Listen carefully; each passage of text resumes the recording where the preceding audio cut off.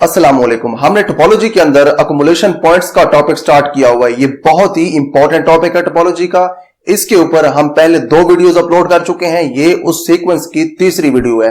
पिछली जो 2 वीडियोस हमने अपलोड की हैं उनमें से पहली वीडियो के अंदर हमने बात की थी कि अकोमुलेशन पॉइंट्स क्या होते हैं और उनको फाइंड करने का वर्किंग रूल क्या होता है। हमारी दूसरी वीडियो के अंदर हमने बात की थी कि अगर हम सेट एक्स को और सबसेट ए को सेम रखें और टोपोलॉजीज को चेंज करते जाएं तो सबसेट ए के जो अकोमुलेशन पॉइंट्स हैं वो किस तरह से चेंज होंगे। आज हमने जो क्वेश्चन करना है वो बेसिकली एक थ्योरम है। उस थ्योरम के अंदर हमने ये बताना है कि अगर हमारे पास एक डिस्क्रीट टोपोलॉजिकल स्पेस हो और उसका अगर हम कोई सबसेट लें तो उसके अकोमुलेशन पॉइंट्स नहीं होते। In other words, the set of accumulation points of a subset of a discrete topological space is an empty set. हमें अब यह पता होना चाहिए कि डिस्क्रीट टोपोलॉजिकल स्पेस क्या होती है। बाय द वे, हम डिस्क्रीट टोपोलॉजिकल स्पेस के ऊपर भी एक वीडियो कर चुके हैं, आप वो देख सकते हैं। उसके अंदर हमने डिस्क्रीट और इनडिस्क्रीट टोपोलॉजिकल स्पेस के अंदर डिफरेंस बताया है। डिस्क्रीट टोपोलॉजिकल स्पेस वो होती है जिस स्पेस के अंदर एक्स के जितने भी पॉसिबल सबसेट्स होते हैं उनको आप एक क्लास के अंदर लिख देते हैं, फिर उस क्लास से आप एक टोपोलॉजी बनाते हैं। उस टोपोलॉजी को आप कहते हैं कि ये डिस्क्रीट टोपोलॉजी है।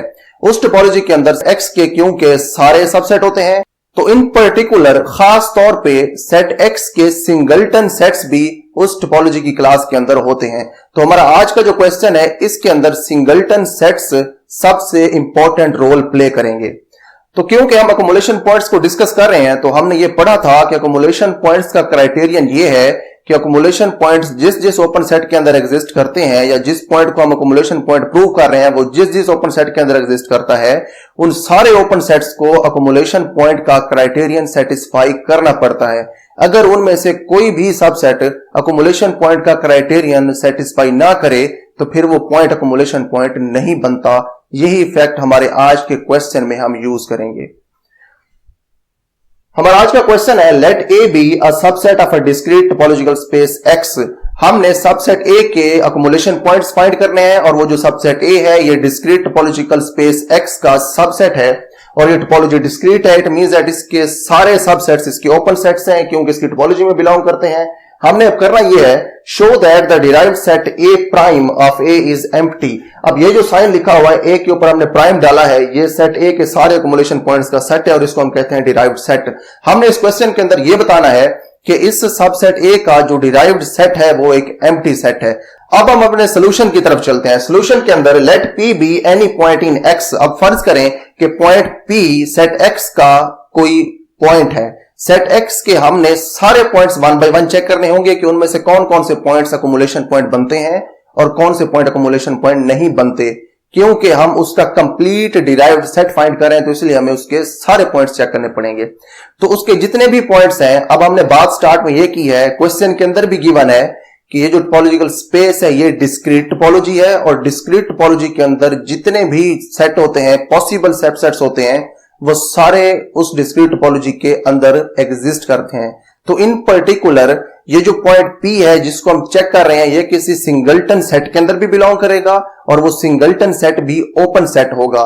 तो इसका मतलब ये है कि हमारे पास एक ऐसा ओपन सेट है जो कि सिंगलटन है और उसके अंदर पॉइंट P आता है, तो उस सिंगलटन सेट वाले ओपन सेट को भी ये क्राइटेरिया सेटिस्फाई करना पड़ेगा। अब नेक्स्ट है हमारे पास, if P is limit point of subset A then every open set G must satisfy the limit point criterion. जो पॉइंट P है इसको हम चेक कर रहे हैं, अगर ये पॉइंट P लिमिट पॉइंट है तो वो सारे ओपन सेट G इनके अंदर पॉइंट P है, उन सारे ओपन सेट्स को लिमिट पॉइंट का क्राइटेरिया सेटिस्फाई करना चाहिए। So G is equal to the singleton set P is also open. तो ये जो सिंगलटन सेट है ये भी ओपन होगा, इसको भी क्राइटेरिया सेटिस्फाई करना पड़ेगा। एंड कंटेन्स P, और इसके अंदर जो पॉइंट P है ये इसके अंदर आ रहा है। हमने ये पढ़ा था कि जितने भी ओपन सेट्स हैं जिनके अंदर पॉइंट P है उन सारे ओपन सेट्स को क्राइटेरिया सेटिस्फाई करना है।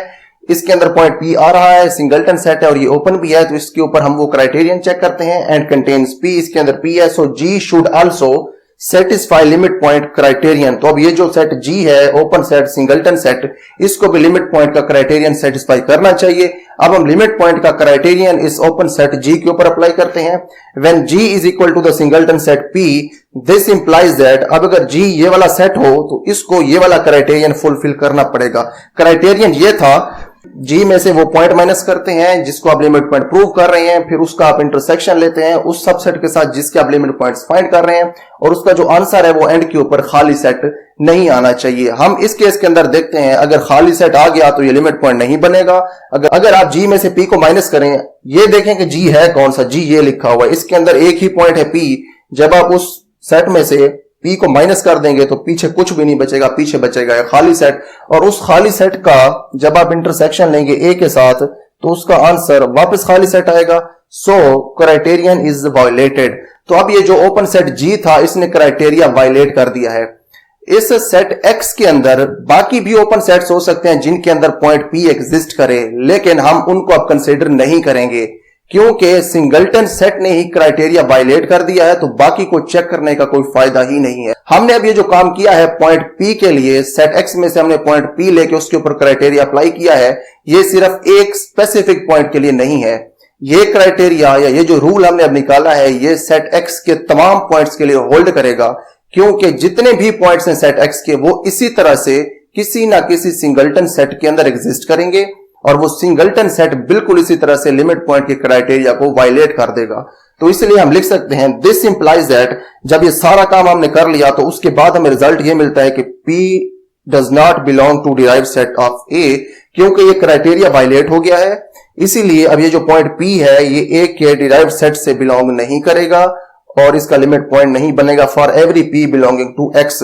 ये जो बात हम कर चुके हैं कि ये सिर्फ एक स्पेसिफिक पॉइंट P के लिए नहीं है, जो सेट एक्स के जितने भी पॉइंट्स हैं सारे पॉइंट्स के लिए क्राइटेरिया इसी तरह से वायलेट होगा और उसका रिजल्ट ये निकलेगा hence A prime is empty.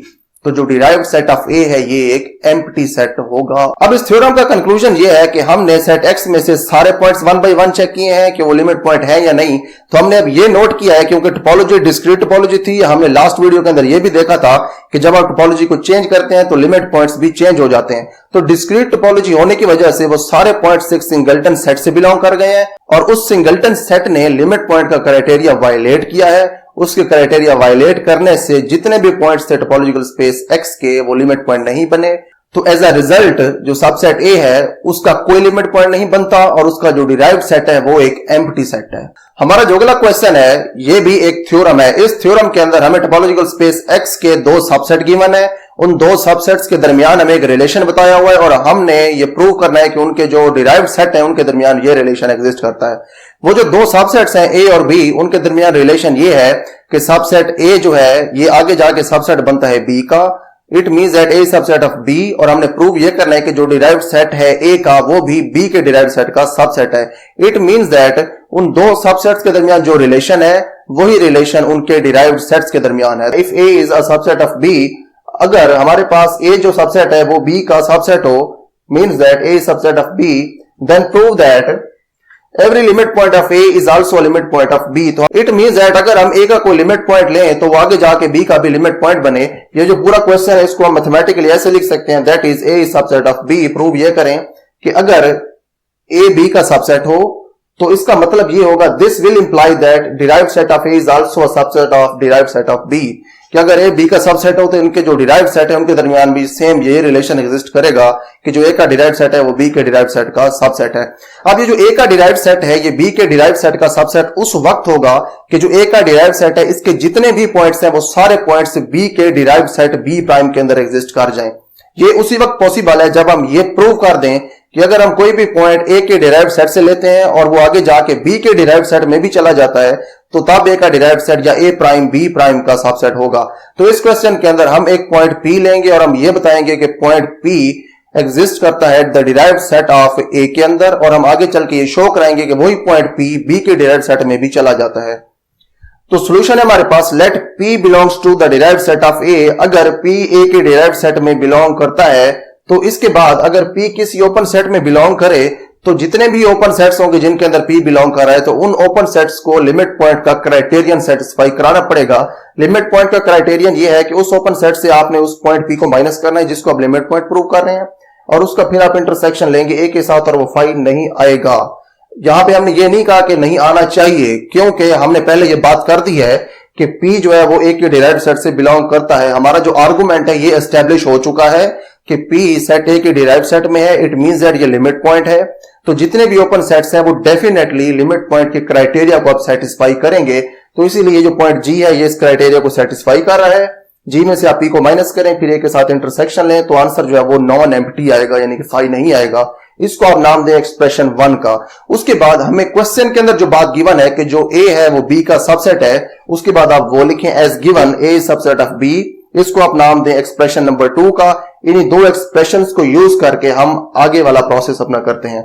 अब अगर हम एक्सप्रेशन 1 और एक्सप्रेशन 2 को यूज करें तो सबसे पहले हम एक्सप्रेशन 2 को यूज करते हैं। एक्सप्रेशन 2 के मुताबिक जो ए है वो छोटा सेट है और बी उससे बड़ा सेट है।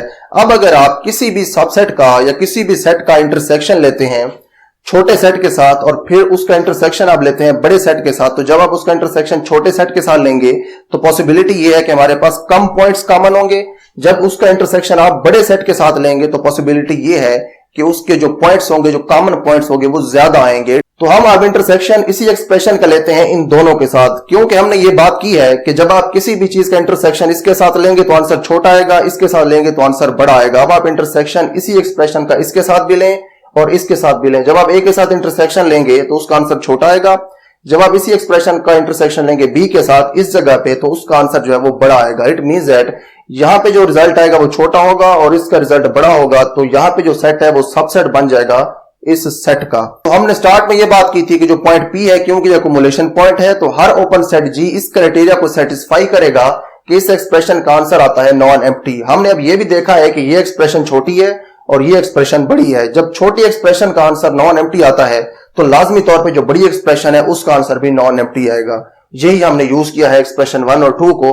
क्योंकि अब इसका आंसर नॉन एम्प्टी है तो आप इस पहली वाली एक्सप्रेशन को आप इग्नोर कर सकते हैं और सिर्फ दूसरी एक्सप्रेशन को आप इस तरह से लिख सकते हैं। अगर आप यहां पे देखें तो ये लिमिट पॉइंट क्राइटेरियन लिखा हुआ है सबसेट बी के लिए, और यहां पे जो पॉइंट पी है ये बी का लिमिट पॉइंट बन गया है, क्योंकि यहां पे आप वो ओपन सेट लिखते हैं जिसके अंदर पॉइंट पी होता है और यहां से आप वो पॉइंट फिर माइनस करते हैं जी में से जिसको आप लिमिट पॉइंट प्रूव कर रहे हैं, और यहां पे आप उस सबसेट के साथ इसका इंटरसेक्शन लेते हैं इस एक्सप्रेशन का जिसके आप एक्युमुलेशन पॉइंट्स फाइंड कर रहे हैं।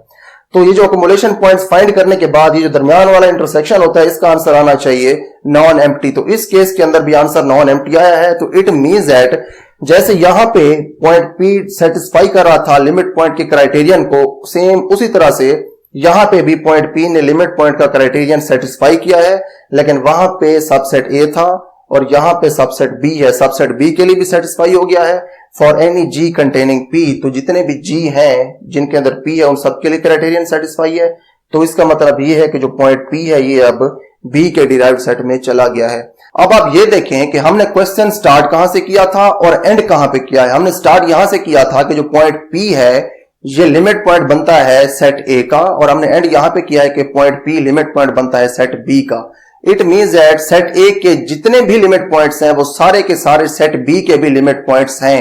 तो अब हमारा क्वेश्चन प्रूव हो गया। हमने प्रूव यही करना था कि अगर ए बी का सबसेट हो तो ए का डिराइव्ड सेट बी के डिराइव्ड सेट का सबसेट होगा।